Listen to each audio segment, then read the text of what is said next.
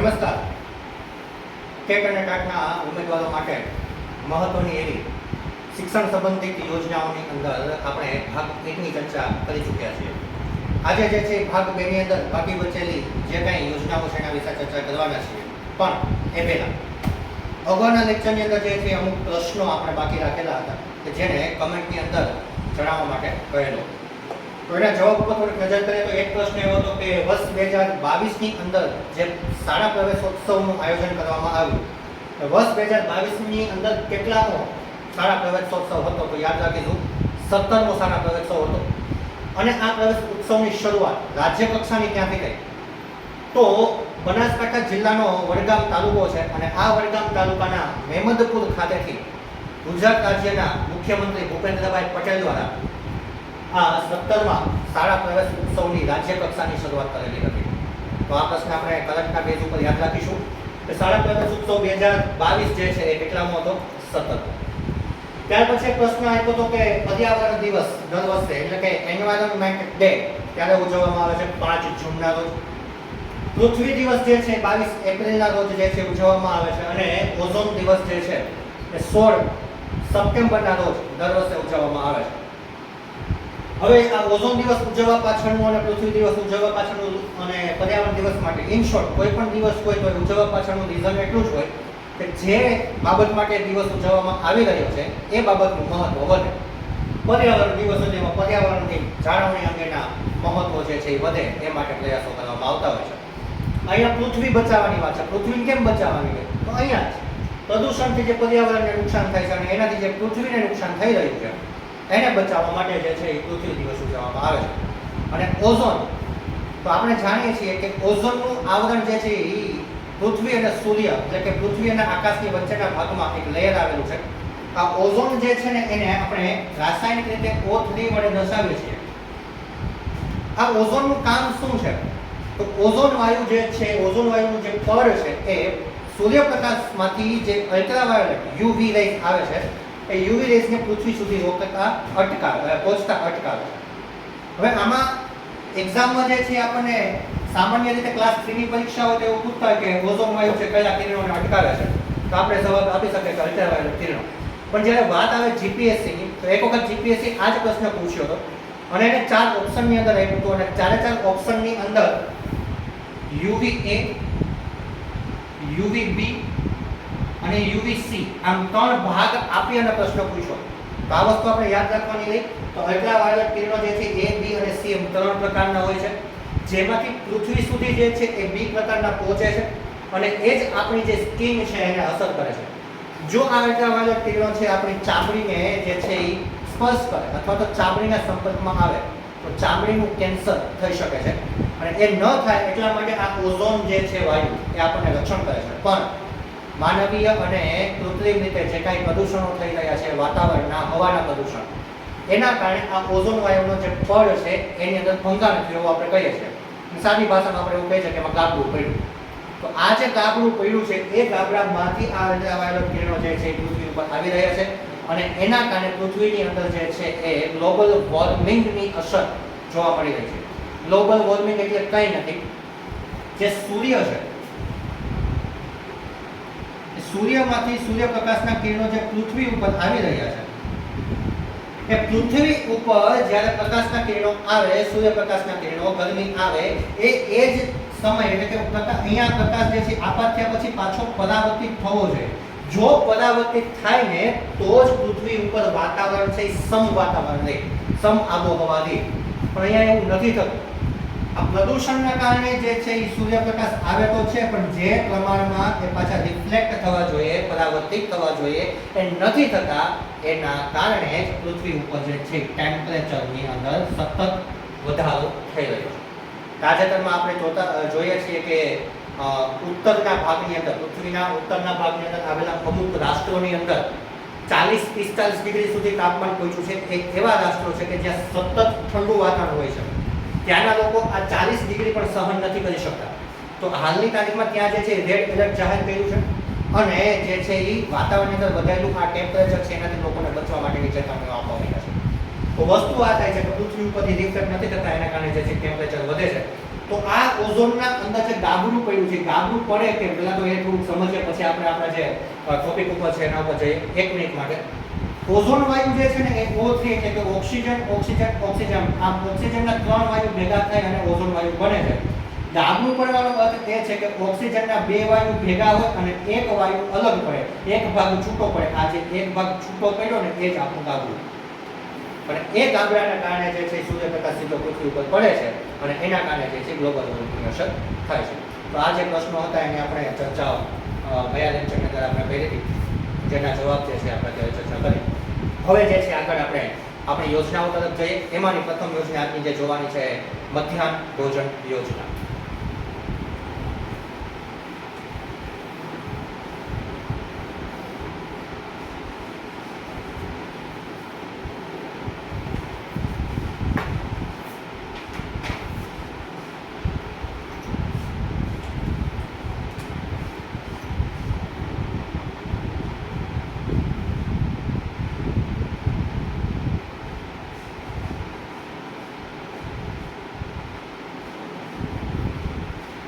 અહીંયાથી પ્રશ્ન બીજું કાંઈ નહીં પૂછાય. પ્રશ્ન એક જ પૂછાશે કે મધ્યાહન ભોજન યોજનાનું નવું નામ જણાવો. કારણ કે હવે મધ્યાહન ભોજન યોજના મધ્યાહન ભોજન નથી રહી. હવે તાજેતરની અંદર જે છે ભારતના વડાપ્રધાન નરેન્દ્ર મોદીએ આ યોજનાને કંઈક નવું નામ આપ્યું છે અને એનું નવું નામ છે PM પોષણ યોજના.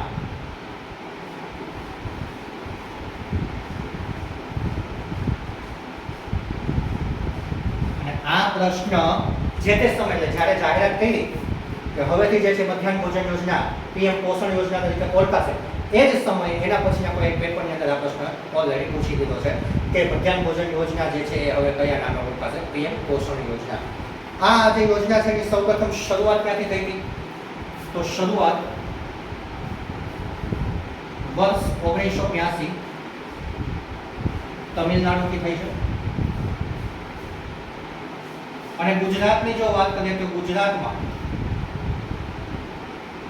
વર્ષ 1985 થી જે છે માફ કરશો 84 થી જે છે એ આ યોજનાની શરૂઆત થઈ છે. ગુજરાતની અંદર 1984 થી આ યોજના શરૂ થઈ છે. સામાન્યતઃ યોજનાની અંદર શું છે તો કે સુપ્રીમ કોર્ટનો આદેશ છે. સુપ્રીમ કોર્ટના આદેશ મુજબ વર્ષમાં 200 દિવસ ફરજિયાત ભોજનની વ્યવસ્થા કરવી. એટલે શાળાના જે બાળકો છે ને મધ્યાહન ભોજન યોજના અંતર્ગત ઓછામાં ઓછા વર્ષની અંદર ફરજિયાત 200 દિવસ સુધી તો ભોજન આપવું જ પડે એવો સુપ્રીમ કોર્ટનો આદેશ છે. અને આ જે યોજના છે એ યોજના નેશનલ પ્રોગ્રામ ઓફ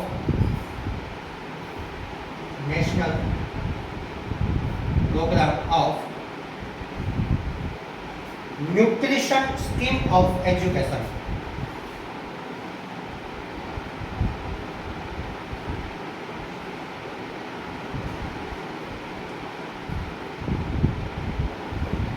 હેઠળ આપવામાં આવે છે. એક્ઝામમાં કદાચ આપણને એમ પૂછાય કે આ યોજના છે કયા નામ અંતર્ગત અથવા કઈ બાબત અંતર્ગત આવે છે, તો યાદ રાખીશું national programme of nutrition scheme of education. અને આપણે જે ચર્ચા કરી કે આનું જે નવું નામ છે PM પોષણ યોજના છે. તો પ્રશ્ન એ થાય કે ભાઈ મધ્યાહન ભોજન યોજનાની શરૂઆત અથવા તો મધ્યાહન ભોજન યોજના જે અમલમાં લાવ્યા એનું મહત્વ શું હતું, એનો હેતુ શું હતો? તો એનો હેતુ એ હતો કે સામાન્યતઃ આપણે જોતા હોઈએ છીએ કે ગ્રામ્ય વિસ્તારની અંદર જે વાલીઓ છે મજૂરી કામ કરતા હોય છે, તો એમના બાળકો જે છે એમને શાળાની અંદર એટલા માટે પ્રવેશ નથી આપતા કે બપોરે જે છે જમવાનું છે, ખાવા પીવાની વ્યવસ્થા ન થઈ શકે. તો સરકારે કંઈક એવી યોજના દાખલ કરી કે જેનાથી બાળક શાળાએ આવે તો એની જે ખાવા પીવાની જે સમસ્યા છે એ દૂર થાય. વાલી એમની રીતે એમના કામ ઉપર જે છે એ જઈ શકે અને બાળક છે શાળાએ આવે, જેનાથી જે છે 100% શાળાની અંદર નામાંકન થાય, બાળકો છે શિક્ષણની અંદર આવતા થાય અને એમની જે જમવાની વ્યવસ્થા છે, જમવાની જે પરિસ્થિતિ છે અથવા તો એ કઈ સમસ્યા છે એનું નિવારણ આવે. એ ઉદ્દેશ્યથી જે છે મધ્યાહન ભોજન યોજના લાગુ કરવામાં આવી. અને આપણને ખ્યાલ છે કે COVID-19ના સમય દરમિયાન જે 2 વર્ષ જેટલો સમયગાળો આપણે શાળાઓ બંધ હતી એ સમયે પણ રાજ્ય સરકાર જે છે આ યોજના અંતર્ગત કે પાછી નથી પડી. એટલે કે દર મહિને જે બાળકને નિયમ મુજબ નક્કી કરવામાં આવેલું છે એ પ્રકારનું અનાજ અને મરી મસાલાના જે છે એ રૂપિયા એટલે કે પૈસા પોતાના વિદ્યાર્થીના ખાતાની અંદર જમા કરી અને વિદ્યાર્થીઓને જે છે એ મધ્યાહન ભોજન યોજનાનો લાભ આ COVID-19ના સમયગાળામાં પણ પૂરો પાડ્યો છે. તો આ યોજનાનો મુખ્ય હેતુ આ છે કે બાળકો છે એ શાળાએ આવે ત્યારે એમને જમવાની જે સમસ્યા છે એના રહે અને બાળકો જે છે એ 100% નામાંકન થાય અને 1 થી 8 એટલે કે 6 થી 14 વર્ષનું બાળક છે એ મિનિમમ પ્રાથમિક શિક્ષણ તો મેળવે જ મેળવે. એ સિવાય જે છે એ આ યોજનાના હેતુની વાત કરીએ તો આ યોજનાની અંદર જે હેતુઓ રહેલા છે એ હેતુમાં એક હેતુ એવો છે કે કુપોષણનો નાશ કરવો, એટલે કે કુપોષણ છે એ અટકાવવું. શાળાની અંદર જ્યારે બાળક આવે છે અને મધ્યાહન ભોજનની અંદર ભોજન લે છે તો એ ભોજનની અંદર ગુણવત્તાયુક્ત આહાર આપવામાં આવે છે. અલગ અલગ દિવસે અલગ અલગ મેનુ આપવામાં આવે છે જેની આપણે હમણાં ચર્ચા કરીએ છીએ. એ ઉપરાંત તો કે ફોર્ટિફાઈડ ચોખા જે છે એ ખાસ આની અંદર આપવામાં આવે છે. આ યાદ રાખીશું. આ ફોર્ટિફાઈડ ચોખા શું છે તો કે પ્રોસેસ્ડ કરેલા ચોખા. એની અંદર પ્રોટીન અને વિટામિનનું પ્રમાણ છે ને કંઈક સામાન્ય ચોખા કરતાં વધારે હોય છે. જે તે સમયે પ્રથમ વખત આપવામાં આવ્યું ને ત્યારે માર્કેટની અંદર એક નેગેટિવિટી ઊભી થઈ ગઈ કે ચોખાને તમે હાથમાં રાખો તો તમને પ્લાસ્ટિક હોય ને એવું લાગે, રિયલ ચોખા ન લાગે. પણ ત્યાર પછી જે છે ગવર્મેન્ટ દ્વારા એના ઉપર ખુલાસો કરવામાં આવ્યો કે આ જે ચોખા છે ફોર્ટિફાઈડ ચોખા છે અને આ ફોર્ટિફાઈડ ચોખા જે છે એનાથી પ્રોટીન અને વિટામિનની માત્રા છે શરીરની અંદર વધારે મળે છે. તો આવી યોજનાઓ થકી જે છે કુપોષણ અટકાવી શકાય છે. એ સિવાય ગરીબ બાળકોને જે છે શાળામાં આવતા પ્રોત્સાહિત કરવામાં આવે છે અને ડ્રોપ આઉટ રેશિયો જે છે ઘટાડી શકાય છે. બાલ્યાવસ્થાથી હવે જો સૌથી મહત્વની વાત આની અંદર એ છે કે બાળક છે ને બાલ્યાવસ્થા નાનપણથી જ બાલ્યાવસ્થાથી જ જે છે સામાજિક અને રાષ્ટ્રીય એકતામાં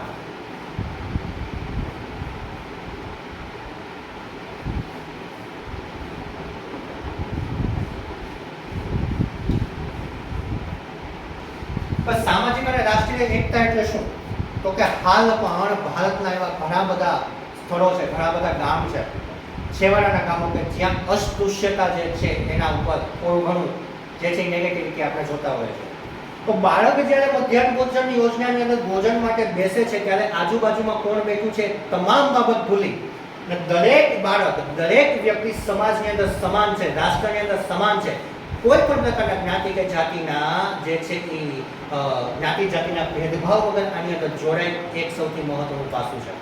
જેના થકી બાળકની અંદર જે છે એ એકતાનો સંદેશ મળે એ સૌથી વિશેષ મહત્વ આ યોજનાનું છે. એ ઉપરાંત તો કે ગ્રામ્ય કક્ષાએ જે છે આના દ્વારા રોજગારી ઉત્પન્ન કરી શકાય છે. કારણ કે જે મધ્યાહન ભોજન યોજના છે એની અંદર એક હેલ્પર અને એક કુક જે છે સંચાલક તરીકે એની પોસ્ટ નિમણૂક કરવામાં આવે છે અને એના દ્વારા જે છે સ્થાનિક રોજગારી પણ ઊભી કરી શકાય છે. આ મધ્યાહન ભોજન યોજનાની અંદર જે છે એ આપણે થોડોક મેનુ ઉપર નજર કરીએ તો અગાઉ જે છે આ યોજનાની અંદર માત્ર ને માત્ર બપોરે એક સમય માટે જે છે ભોજન આપવામાં આવતું હતું. પણ સમયાંતરે સરકારે એની અંદર ફેરફાર કરી અને 4 થી 4:30 વાગે જે છે નાસ્તો આપવાની પણ સરકારે આ યોજનાની અંદર શરૂઆત કરી છે. તો આની અંદર જે છે એ સોમવારે થેપલા અને જે છે તે સૂકી ભાજી બપોરના મેનુની અંદર આપવામાં આવે છે. જ્યારે નાસ્તાની અંદર જે છે એ ચણા ચાટ નાસ્તાની અંદર મેનુમાં આપવામાં આવે છે. નામ સાંભળીને તમને મોઢામાં પાણી 100% આવશે, પણ અત્યારે પાણી નથી લાગતું, ત્યારે આપણે ભણી લેવાનું છે. તમે એક વખત નોકરીમાં લાગશો ત્યારે મધ્યાહન ભોજન યોજનાની અંદર બનતું જે ભોજન છે એક શિક્ષક તરીકે અથવા તો એક આચાર્ય તરીકે તમારે પણ એની તપાસ કરવાની રહેશે કે ભોજન વ્યવસ્થિત બન્યું છે કે નથી બન્યું. તો ત્યારે તમારે આ લખવાનું જ છે. તો ત્યારે જે છે તમે આનો સ્વાદ લઈ શકશો. એ સિવાય વાત કરીએ તો આગળ મંગળવાર, તો કે આ યાદ નથી રાખવાનું, જસ્ટ ખાલી આપણી સમજ માટે, કારણ કે લગભગ આવો પ્રશ્ન સરકાર જે છે પૂછે નહીં, પણ આપણે થોડીક માહિતી એક્સ્ટ્રા લઈ લઈએ એટલા માટે. વેજીટેબલ ખીચડી અને નાસ્તાની અંદર જે છે સૂકી આપવામાં આવે છે. બુધવાર થેપલા અને દૂધી ચણાનું શાક અને નાસ્તાની અંદર જે છે ઢોકળા આપવામાં આવે છે. ગુરુવાર જે છે એ ગુરુવારે દાળ ઢોકળી હોય છે અને અહીંયા જે છે ચણા ચાટ આપવામાં આવે છે નાસ્તામાં. શુક્રવારની વાત કરીએ તો શુક્રવારે જે છે એ વેજીટેબલ પુલાવ અને અહીંયા સુખડી. શનિવાર,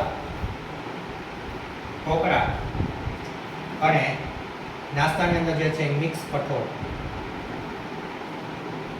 આ રીતે જે છે સરકાર દ્વારા મેનુ આયોજિત કરવામાં આવ્યું છે. હવે એવું ન પૂછતા કે સાહેબ રવિવારે શું, રવિવારે ઘરે કરે પોતાના ઘરે, બરાબર છે. એટલે જે છે એ સોમવારથી શનિવાર સુધીનું સરકાર દ્વારા મેનુ નક્કી કરવામાં આવ્યું છે અને આ મેનુ દ્વારા જે છે સરકાર બાળક દીઠ પુરવઠો પણ પૂરો પાડે છે. બાળકની જરૂરિયાત મુજબ ધોરણ 1 થી 5 માં પુરવઠો અલગ હોય છે અને ધોરણ 6 થી 8 ની અંદર જે છે એ અલગ પુરવઠા હેઠળ જે કઈ વસ્તુની જરૂરિયાત પડે એ પ્રમાણે પુરવઠા વિભાગ દ્વારા સરકાર જે છે એ પૂરો પાડે છે. તો આ જે છે એ આપણી મધ્યાહન ભોજન યોજના હતી, જેની અંદર આપણે મેઇન વાત એ યાદ રાખવાની છે કે ક્યારે એની શરૂઆત થઈ, ક્યાંથી થઈ. ખાસ તો તમિલનાડુથી 1982 અને ગુજરાતની અંદર જે છે 1984 માં શરૂ થઈ.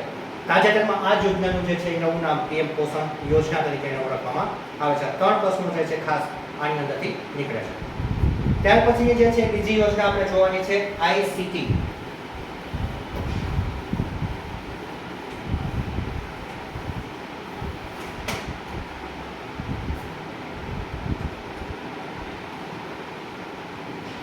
આઈસીટી નું પૂરું નામ છે ઇન્ફોર્મેશન કોમ્યુનિકેશન ટેકનોલોજી.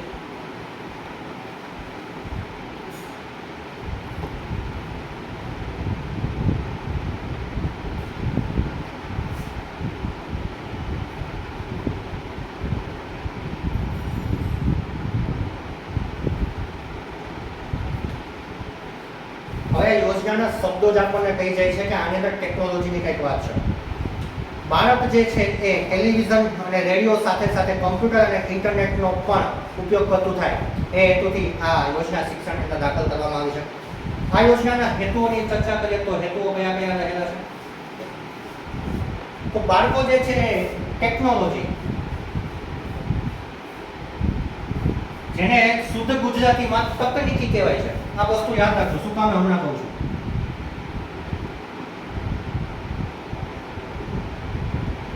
બાળક છે ટેકનોલોજીનો ઉપયોગ કરતા શીખે, ટેકનોલોજી સાથે જોડાતા શીખે.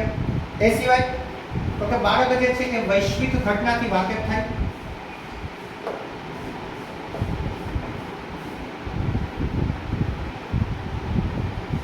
ઇન્ટરનેટનું માધ્યમ છે અહીંયા, તો ઇન્ટરનેટના માધ્યમથી વિશ્વની અંદર કઈ ઘટનાઓ થઈ રહી છે તાજેતરની અંદર, એનાથી પણ બાળક જે છે એ માહિતગાર થાય.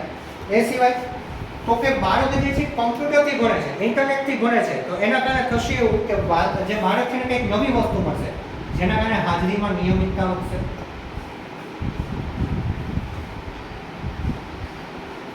બાળક છે રેગ્યુલર શાળાએ આવતું થાય અને સૌથી અગત્યની વાત, અહીંયા બાળકને શિક્ષકની જરૂર જ નહીં પડે. બાળક તમામ માહિતી આપમેળે શોધતું થશે. ઇન્ટરનેટના માધ્યમથી બાળકને જે પ્રશ્ન ઊભો થશે એ પ્રશ્ન ઇન્ટરનેટના માધ્યમથી બાળક જે છે એ શોધતું થશે અને એ તમામ બાબત જે છે એ મેળવી શકશે. અહીંયા વાત એટલા માટે તકનીકીની કરી કારણ કે ભૂતકાળના અમુક પેપરોની અંદર જે છે એ 2 પ્રશ્નો એવા પૂછાણા છે કે ટેકનોલોજી શબ્દનો શુદ્ધ ગુજરાતી શું થાય, તકનીકી. અને એક પ્રશ્ન એ પૂછવાનો હતો કે ડોક્ટર જેને આપણે કહીએ છીએ, એક ડોક્ટરનું શુદ્ધ ગુજરાતી શું થાય? તો ડોક્ટરનું શુદ્ધ ગુજરાતી જે છે ડાક્ટર આવું થાય છે. તો આવા 2 પ્રશ્નો જે છે પૂછાઈ ગયા છે, એટલા માટે જે છે એનું ગુજરાતી આપણે ભાષાંતર અહીંયા જોયું. આ જે યોજના છે એ અંતર્ગત શું કરવામાં આવે છે? તો કે શાળાની અંદર જે છે કમ્પ્યુટર લેબ ઊભી કરવામાં આવે છે. એ સિવાય શાળાની અંદર જે છે એ ફ્રી વાઈફાઈ કહેતા બ્રોડબેન્ડ ની સુવિધા પણ જે છે ઊભી કરવામાં આવે છે અને એના દ્વારા જે છે તમામ નેટવર્ક જે છે ને જોડી અને બાળકોને જે છે એ ટેકનોલોજીનો ઉપયોગ થઈ શકે એ બાબતની જાણકારી અને એ બાબતે જે છે એમને વાકેફ કરવામાં આવે છે. તો આ જે યોજના છે આઈસીટી ઇન્ફોર્મેશન કોમ્યુનિકેશન ટેકનોલોજી, અને ત્યાર પછીની જે યોજના છે એ છે સર્વ શિક્ષા અભિયાન.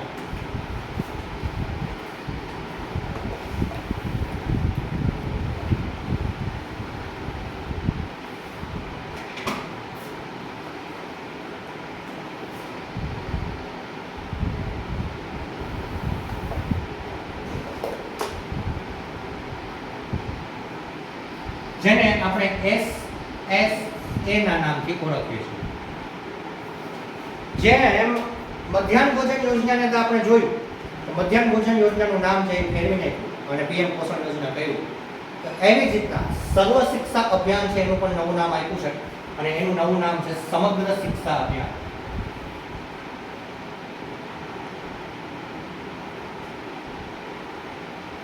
અને એનું શોર્ટ ફોર્મ તો પાછું એસએસ જ થશે. હો ભાઈ, એ ચેન્જ નથી કર્યું એટલે જ એને સમગ્ર નામ આપ્યું. ખોટું એ તકલીફ કરવી નહીં ને શોર્ટ ફોર્મ.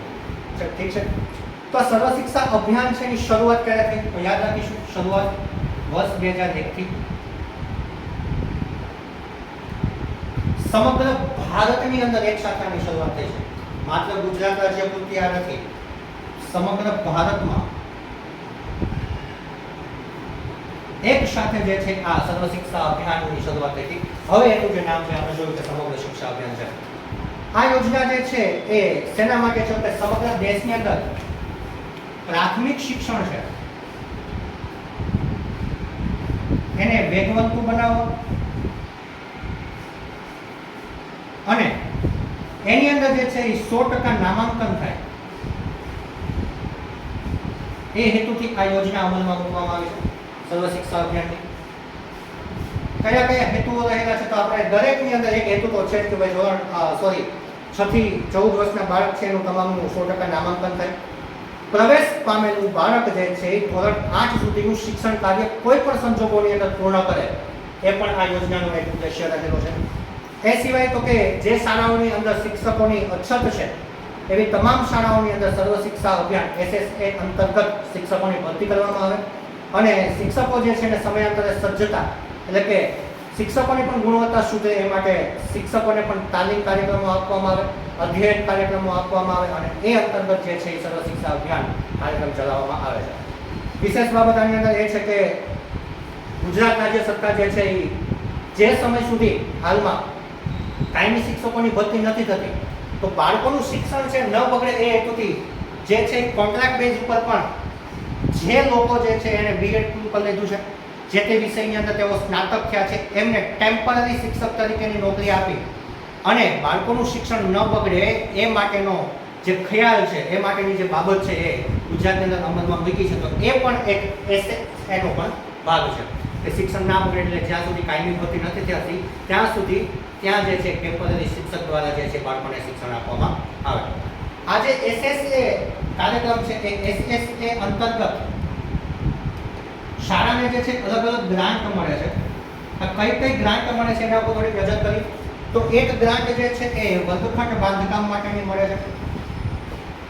શાળાની અંદર જે છે એ વર્ગખંડ પૂરતા ન હોય તો અન્ય વર્ગખંડ બનાવવા માટે અથવા તો જે વર્ગખંડ છે એ વર્ગખંડ જો બહુ જૂના હોય તો એમને પાડી અને રિનોવેશન કરવા માટેની પણ ગ્રાન્ટ આની અંદરથી મળે છે.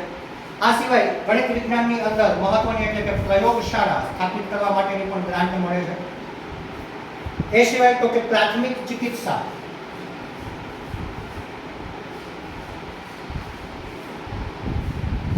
એટલે કે શાળાની અંદર ફરજિયાત first aid system, first aid બોક્સની સુવિધા હોવી જ જોઈએ કે જેની અંદર જે છે સામાન્ય તકલીફો ધરાવતી હોય એવી દવાઓ, તાવ, શરદી, ઉધરસ છે, કોઈ પેઇન કિલર્સ છે. એ સિવાય કોઈ બાળક છે એ રમતા કે કોઈ પણ ઘટનાથી જે છે પડે અથવા વાગે તો એના માટે જે છે આપણે સાદી ભાષામાં કહીએ તો પાટાપિંડીની વ્યવસ્થા પણ જે છે એ ફર્સ્ટ એડની મદદથી પ્રાથમિક સારવાર થઈ શકે એ પ્રકારની સુવિધા અને એ પ્રકારની જે ગ્રાન્ટ છે SSA અંતર્ગત આપવામાં આવે છે.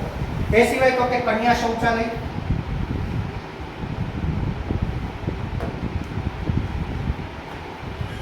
પ્રજ્ઞા કાર્યક્રમ કે જેની આપણે ઓલરેડી અગાઉના લેક્ચરની અંદર વાત કરી ચૂક્યા છે એની પણ ગ્રાન્ટ આના અંતર્ગત જ આપવામાં આવે છે. કમ્પાઉન્ડ હોલ એટલે કે શાળાની ફરતે જે છે દિવાલ બનાવવા માટે પણ ગ્રાન્ટ આપવામાં આવે છે. એક અન્ય સરસ મજાનો મુદ્દો જે છે એ છે મોડેલ શાળા. જો કોઈ શાળાની પસંદગી મોડેલ સ્કૂલ તરીકે થાય છે તો એમને વિશેષ ગ્રાન્ટ આપી અને શાળાનો જે વિકાસ છે તો શાળાનું જે દ્રશ્ય છે એને કંઈક બદલાવવામાં આવે છે જેના કારણે જે છે અન્ય શાળાઓ પણ એમાંથી પ્રેરિત થાય અને અન્ય શાળા પણ મોડેલ શાળા બનવા તરફ આકર્ષાય એવો એક હેતુ આની અંદર રહેલો છે. એ સિવાય પીવાનું પાણી અને પ્રવેશ ઉત્સવ જેવી કામગીરીની અંદર પણ SSA અંતર્ગત જે છે એ ગ્રાન્ટ ફાળવવામાં આવે છે.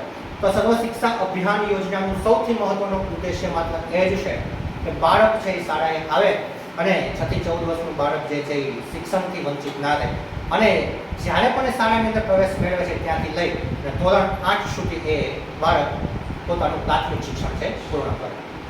ત્યાર પછીની જે યોજના છે એ છે ડિસ્ટન્સ લર્નિંગ અથવા તો જેને ડિસ્ટન્સ એજ્યુકેશન કહેવાય, દૂરવર્તી શિક્ષણ.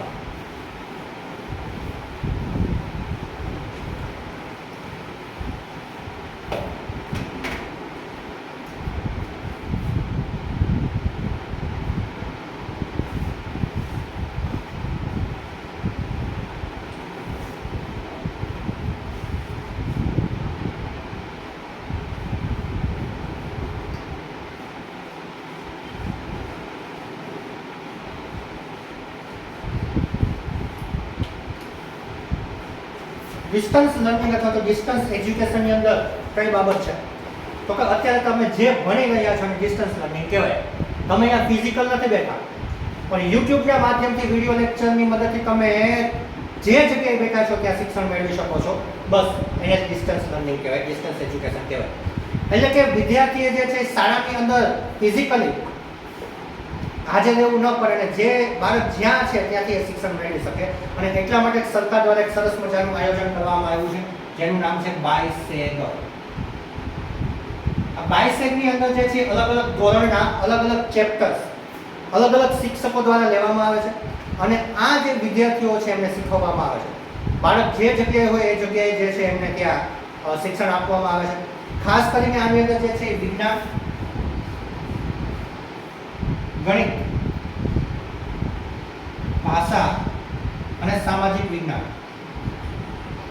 આ વિષયો પર વિશેષ મહત્વ આપી અને એનું જે છે શિક્ષણ આપવામાં આવે છે.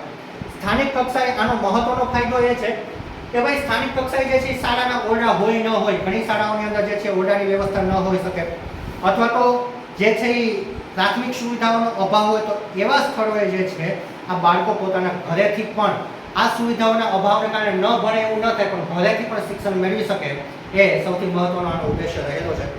અને સૌથી મહત્વની વાત એ છે કે દાખલા તરીકે બાળક છે ધોરણ 8 ની અંદર આપણે વાત કરીએ, ધોરણ 8 માં એક બાળક અભ્યાસ કરે છે તો એ બાળકને ગણિત વિષય ભણવા માટે કોઈ એક શિક્ષક મળેલા હશે, એ વિજ્ઞાન વિષય ભણવા માટે જે છે એ એક વિષય મળેલા હશે. સામાન્ય રીતે ગણિત વિજ્ઞાન માટે સિંગલ શિક્ષક હોય છે, એક જ પોસ્ટ હોય છે. તો ગણિત વિજ્ઞાનની જે પોસ્ટ છે એના માટે એક શિક્ષક હોય છે. ભાષાનો એક જે છે એક શિક્ષક હશે, એક છે સામાજિક વિજ્ઞાનનો એક શિક્ષક હશે. તો બધાના એક શિક્ષક પાસે જ એને નોલેજ મળશે.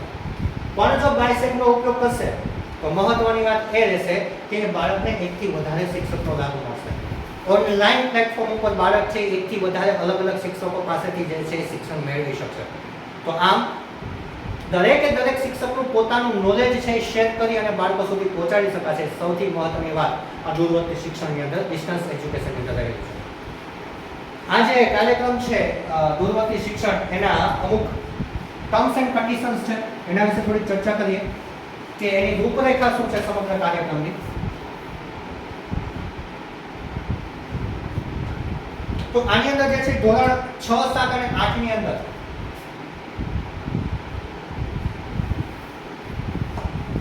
40 મિનિટનો એક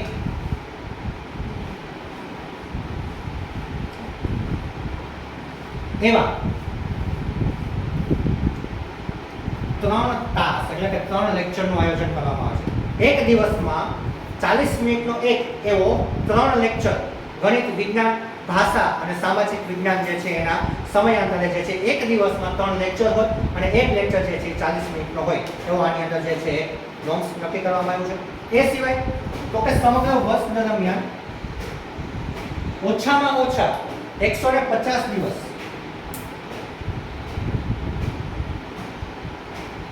150 દિવસનું કામ ફરજિયાત થયેલું હોવું જોઈએ. આ સૌથી મહત્વની વાત છે. અને એનાથી પણ આગળ કે ભાઈ હવે શાળામાં જે બાળક આવતું હોય ને એને શિક્ષણની સાથે સાથે પ્રવાસનો પણ લાભ મળે. પ્રવાસન ક્ષેત્રની અંદર પણ બાળક આવે પણ દૂરવર્તી શિક્ષણ હોય તો એમાં બાળક પ્રવાસમાં ક્યાં જશે? તો અહીંયા એ પણ નોમિનેટ કરવામાં આવ્યું છે, એ પણ ધ્યાન દોરવામાં આવ્યું છે કે જે બાળકો ડિસ્ટન્સ એજ્યુકેશનનો લાભ લઈ રહ્યા છે એવા તમામ બાળકોને જે છે એ વર્ષમાં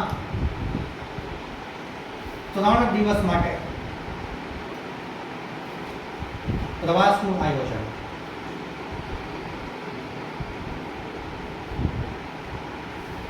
3 દિવસ ફરજિયાત જે છે પ્રવાસનું આયોજન કરવાનું હોય છે. અહીંયા આ આયોજનની અંદર કયા કયા સ્થળ લેવાના છે એ પણ સરકારે નોમિનેટ કર્યા છે. પ્રથમ દિવસ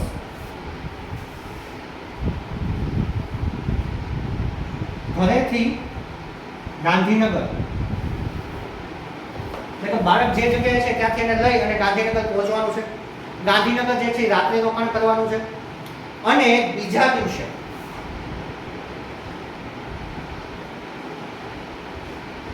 ગાંધીનગરની અંદર અલગ અલગ સ્થળો કે જેની અંદર સૌથી મહત્વની વાત કે જેના દ્વારા આ ડિસ્ટન્સ એજ્યુકેશન ચાલે છે એવું બાયસેગ નું આખું જે સેટઅપ છે એને ત્યાં બતાવવાનું રહેશે. બાયસેગ નું સેટઅપ બતાવવાનું રહેશે. ત્યાર પછી ગાંધીનગરની અંદર આવેલું અક્ષરધામ મંદિર એની મુલાકાત એને કરાવવાની રહેશે. ત્યાર પછી તો કે ગાંધીનગરની જ અંદર આવેલું ઇન્દ્રોડા પાર્ક કે જે ડાયનોસોર માટે જાણીતું છે. અને એના પછી જે છે એ ગાંધીનગરની અંદર આવેલું પુનિત વન એની મુલાકાત કરાવવાની છે. પુનિત વન શું છે તો કે પુનિત વન જે છે ને સાંસ્કૃતિક વન છે.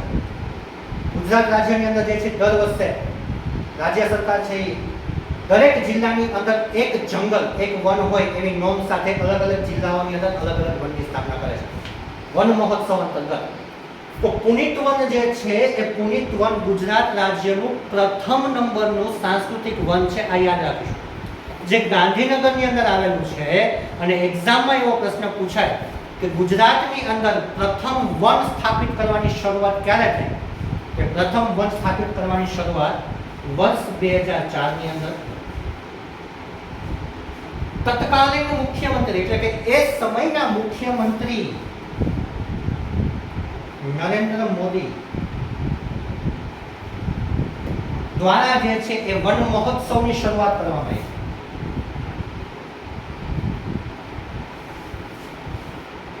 પ્રથમ વન મહોત્સવ ઉજવણો 2004 ની અંદર અને આ 2004 ના વન મહોત્સવની અંદર વર્ષ 2004 માં મુખ્યમંત્રી જે તે સમયના નરેન્દ્ર મોદી દ્વારા ગાંધીનગરની અંદર પુનિત વનની સ્થાપના કરવામાં આવી.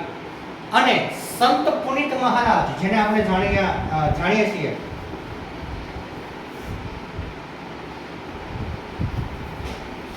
કે સંત પુનિત મહારાજની યાદમાં જ આ વન છે ને પુનિત વન તરીકે ઓળખવામાં આવે છે. એક્ઝામમાં કદાચ હવે પ્રશ્ન પૂછવો હોય તો એવો પૂછાશે કે ગુજરાત રાજ્યની અંદર અત્યારે 21 જેટલા સાંસ્કૃતિક વનો સ્થાપિત છે અલગ અલગ જિલ્લામાં. આવનારી 12 ઓગસ્ટના દિવસે ગુજરાતની અંદર વન મહોત્સવ ઉજવાશે અને એ 12 ઓગસ્ટના દિવસે એક નવું વન સ્થાપિત થશે 22મું વન. ને આ 22મું વન જેને વટ વન તરીકે ઓળખવામાં આવશે અને આ વટવન ક્યાં સ્થાપિત થશે એ પ્રશ્ન કદાચ આવનારા સમયની અંદર જે છે કરંટની અંદર આવી શકે તો યાદ રાખીશું સુરેન્દ્રનગર જિલ્લાની અંદર ધોળી ધજા નજીક જે છે ભોગાવોગા જે નદી જ્યાંથી નીકળે છે એના ઉપર જે છે ધોળી ધજા ડેમ બાંધવામાં આવ્યો છે. આ ધોળી ધજા ડેમની બાજુમાં જે છે સુરેન્દ્રનગરની અંદર વટવન 22મું વન સ્થાપિત કરવામાં આવશે આવનારા સમયની અંદર. તાજેતરમાં એટલે કે 12 ઓગસ્ટના રોજ જ જે છે અત્યારે ઓલરેડી એનું ખાતમુહૂર્ત થઈ ચૂક્યું છે અને 22 ઓગસ્ટના રોજ જે છે એ આપણી માટે એને ખુલ્લું મૂકવામાં આવશે. એનું જે છે ઉદ્ઘાટન કરવામાં આવશે. તો કરંટની અંદર જે છે આવા પ્રશ્નો આપણને શિક્ષણની સાથે સાથે જીકેના સંલગ્નમાં પણ પૂછી શકે છે. અને ત્યાર પછી અહીંયા વાત કરીએ તો જે છે ત્રીજો દિવસ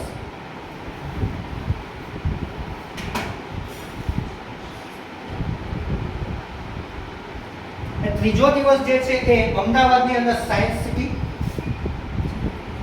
એટલે કે ગાંધીનગર અને અમદાવાદની બોર્ડર ઉપર જે છે સાયન્સ સિટી જોવા મળશે તમને. એ સાયન્સ સિટીની મુલાકાત કરવાની છે અને એની જ સાથે ગાંધીનગરની અંદર જે આપણું વિધાનસભા ભવન આવેલું છે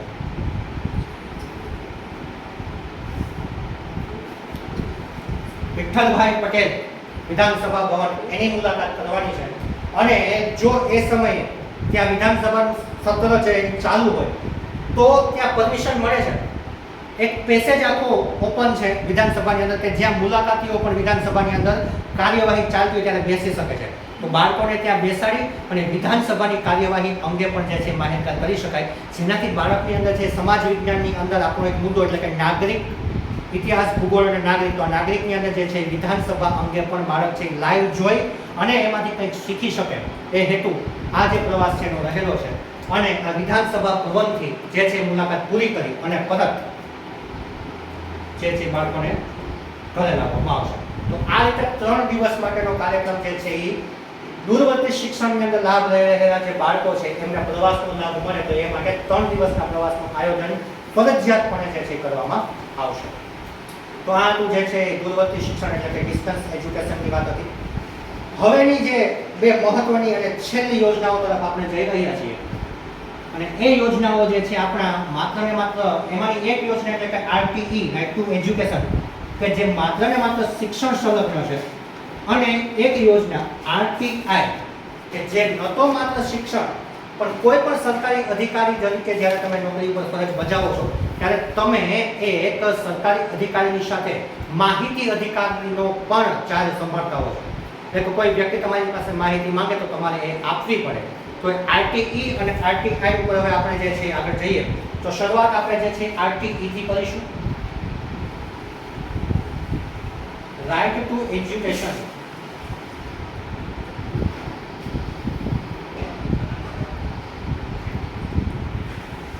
એટલે કે શિક્ષણનો અધિકાર.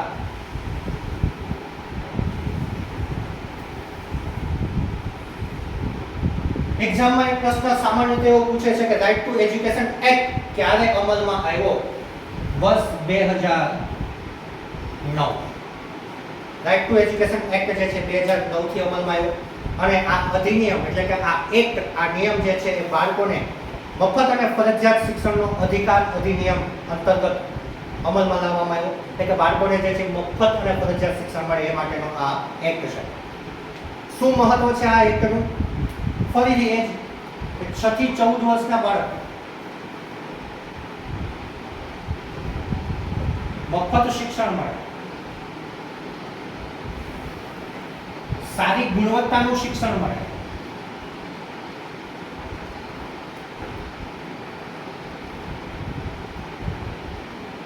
એ આ યોજનાનો જે છે મુખ્ય ઉદ્દેશ્ય રહેલો છે. આની અંદર ખાસ કરીને વાત કરીએ તો નબળા વર્ગના બાળકો કે જેમની ઇકોનોમિકલ પરિસ્થિતિ છે એ સારી નથી, એવા વાલીઓ જે છે એવું ઈચ્છતા હોય કે જે ઇકોનોમિકલી જે વાલીઓ છે એ સદ્ધર છે, એમના બાળકો જે છે સારી એવી નામાંકિત પ્રાઇવેટ શાળાઓની અંદર ભણતા હોય છે. તો જે લોકો આર્થિક રીતે નબળા છે એવા વાલીઓ પણ એવું ઈચ્છતા હોય કે એમનું બાળક જે છે ને એ પણ સારી એવી શાળાની અંદર ભણે, પણ આર્થિક પરિસ્થિતિ ન હોવાના કારણે નથી ભણાવી શકતા. તો એવા બાળકો આવા શિક્ષણથી વંચિત ના રહે એટલા માટે ખાસ કરીને શિક્ષણ સંબંધિત આ યોજના RTE ની અંદર જે નબળા વર્ગના બાળકો છે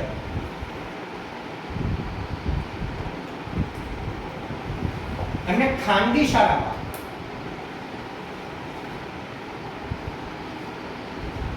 શિક્ષણની અંદર અનામત આપવામાં આવે છે અને એ 25% અનામત. આ ખાસ યાદ રાખીશું કે RTE હેઠળ કેટલા ટકા સીટ અનામત રાખવામાં આવે છે ખાનગી શાળામાં? 25%. એટલે કે એક ધોરણની અંદર 100 જે સીટ છે એ સરકારે એમને પરમિશન આપી હોય તો એ 100 સીટમાંથી 25 જે છે એ RTE અંતર્ગત ફરજિયાત ભરવાની રહેશે. અને આ RTE અંતર્ગત જે જગ્યા ભરવામાં આવે છે એની જે ફી છે એ ફી જે છે એ સરકાર શ્રી પોતે ભરશે. બાળક જે છે એ પહેલા ધોરણની અંદર પ્રવેશ લે છે ત્યાંથી લઈ અને 12મા ધોરણ સુધી જ્યાં સુધી પોતાનું શિક્ષણ પૂરું કરે છે ત્યાં સુધી એમને જે છે RTE અંતર્ગત આ લાભ આપવામાં આવે છે. એ સિવાય તો કે આની અંદર જે છે એ સૌથી મહત્વની બાબત એ છે કે બાળક જ્યારે પ્રવેશ કરે છે એ બાળક પ્રવેશ કરી લીધા પછી એને વચ્ચેથી એ બાળક જે છે શાળા છોડી શકે નહીં.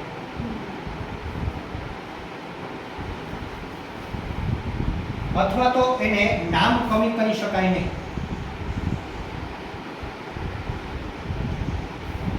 એટલે અહીંયા બાળક શાળા છોડી શકે ને એનો અર્થ એવો જરાય નથી કે બાળક પોતાની રીતે જે છે શિક્ષણ ન છોડી શકે, પણ એ શાળા જે છે કે જેની અંદર બાળકને પ્રવેશ આપવામાં આવ્યો છે એ શાળા કોઈ પણ સંજોગોમાં એને શાળા છોડવા માટે ફોર્સ કરી શકશે નહીં. એ શાળા એ બાળકનું કોઈ પણ સંજોગોની અંદર નામ છે કમી કરી શકશે નહીં, અથવા તો એ બાળકને આગળના ધોરણમાં જતા પણ રોકી શકશે નહીં. ચાહે એ બાળક એક્ઝામ આપે છે, ચાહે એ બાળક એક્ઝામ નથી આપતું, એ શાળાએ આવે છે, નથી આવતું, નથી કોઈ પણ બાબત જે છે એ મેટર નથી કરતી. બાળકનું નામાંકન થયું એટલે બાળકને ધોરણ 1 થી 8 પ્રાથમિક શિક્ષણ 14 વર્ષનું થાય ત્યાં સુધીમાં કોઈ પણ સંજોગોમાં એને પૂરું કરવાનું રહેશે. હવે આની થોડી નેગેટિવ ઇમ્પેક્ટ એ પણ પડે છે કે જે બાળક છે એ ખરેખર હોશિયાર છે અને એક બાળક એવું છે કે શાળાએ નિયમિત નથી આવતું, પણ સરકારની જે પોલિસી છે કે બાળક છે પોતાની વય કક્ષા મુજબ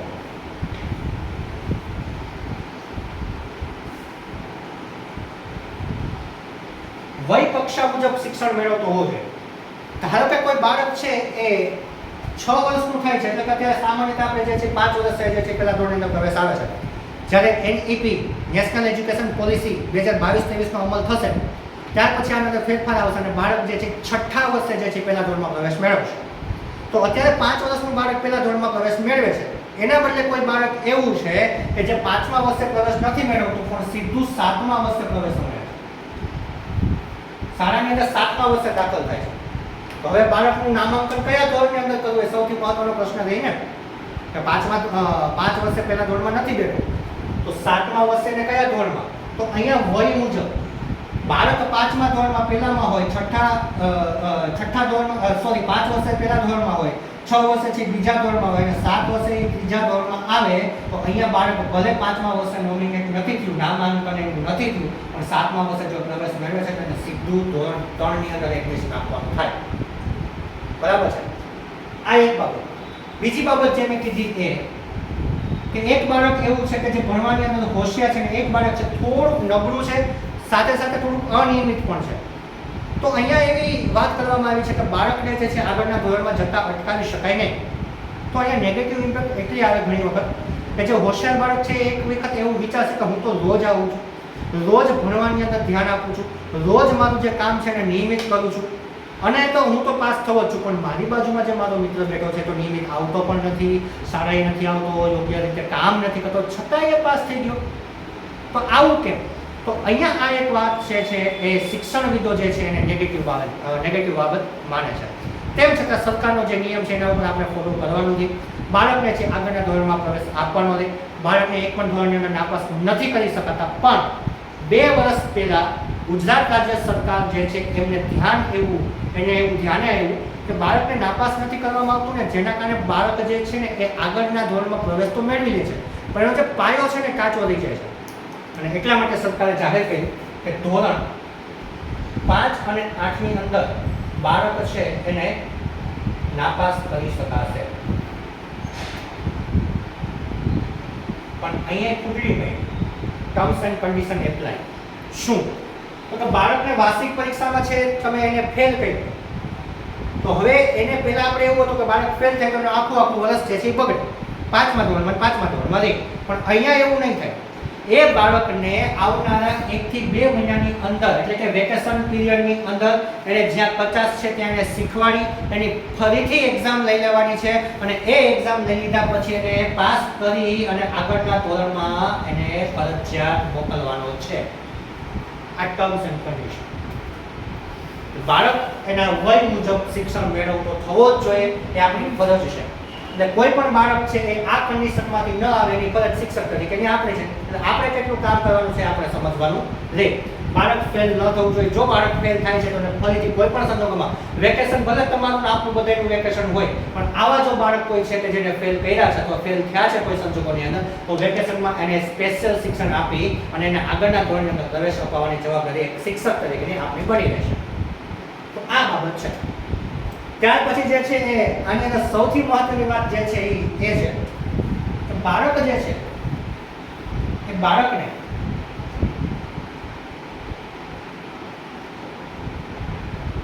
શારીરિક કે માનસિક શિક્ષા કરી શકાય નહીં.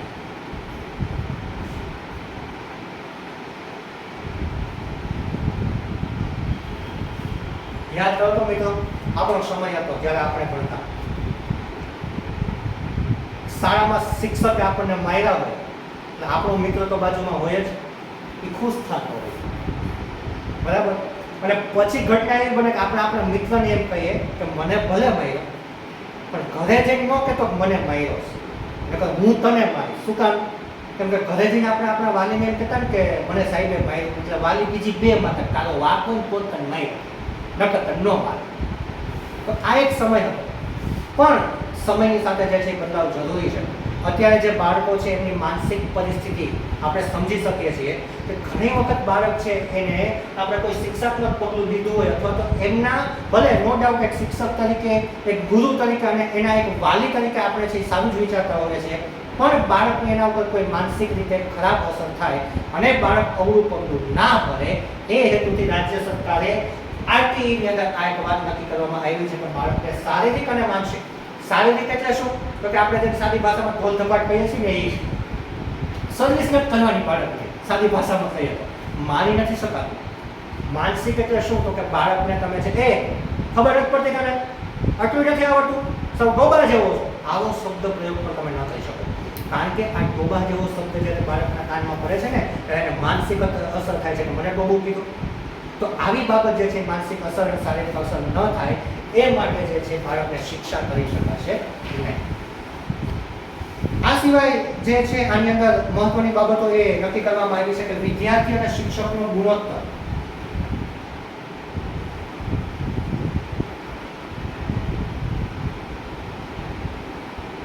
જાળવવાની પણ આની અંદર વાત કરવામાં આવી છે. હમણાં આગળ આપણે જોઈએ છીએ કે કયા ધોરણની અંદર કેટલાથી કેટલા વિદ્યાર્થી હોય તો કેટલા શિક્ષક મળવા પાત્ર છે.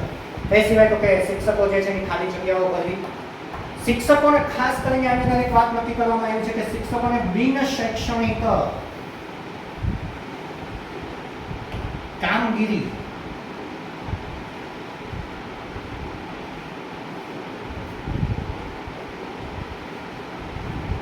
શિક્ષકોને છે ખાલી ભણાવવા દો એવું આમાં લખ્યું છે.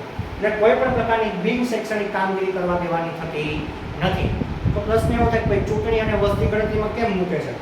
તો યાદ રાખીશું મિત્રો કે ચૂંટણી અને વસ્તી ગણતરી છે ને એ રાષ્ટ્રીય કામગીરી છે અને કોઈ પણ સરકારી અધિકારી રાષ્ટ્રીય કામગીરીની કોઈ પણ સંજોગોની અંદર ના પાડી શકતો નથી. એટલે આ બે કામગીરી આપણે ફરજિયાતપણે કરવાની થશે અથવા તો કરવી પડે છે. ભલે આની અંદર લખેલું છે કે બિન શૈક્ષણિક કામગીરી, પણ એ રાષ્ટ્રીય કામગીરી છે અને એક અધિકારી તરીકે આપણી ફરજ છે એટલા માટે. ત્યાં સિવાય તો કે એક સૌથી મહત્વની વાત એ છે કે જ્યારે તમે એક શિક્ષક તરીકે નોકરી મેળવો છો તો શિક્ષક તરીકે સરકાર જે તમને છે 19,750 રૂપિયાનું પેમેન્ટ દર મહિને 5 વર્ષ સુધી કરવાની છે. ત્યાર પછી જ્યારે તમે 5 વર્ષ પૂરા કરો અને કાયમી થાવ ત્યારે 31,000ના પગાર સાથે તમારી જે છે કાયમી નિમણૂક થાય છે. તો અહીંયા જે છે શિક્ષકે ખોટા આડાવડા ફાફા મારવાના નથી. ફાફાનો મતલબ એવો છે કે કોઈ પણ સરકારી શિક્ષક છે એ ખાનગી ટ્યુશન કરી શકશે નહીં.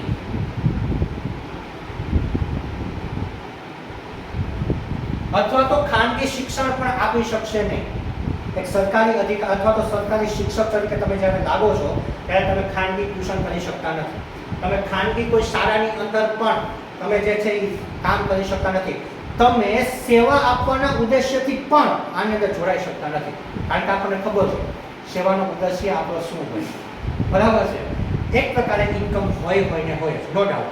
પણ જ્યારે તમે સરકારી શિક્ષક તરીકે નથી લાગતા ત્યાં સુધી તમે જે છે આની અંદર પ્રવૃત્તિમાં રહી શકો છો. પણ એક સમય શિક્ષકની અંદર લાગ્યા પછી ખાનગી ટ્યુશન કરી શકતા નથી.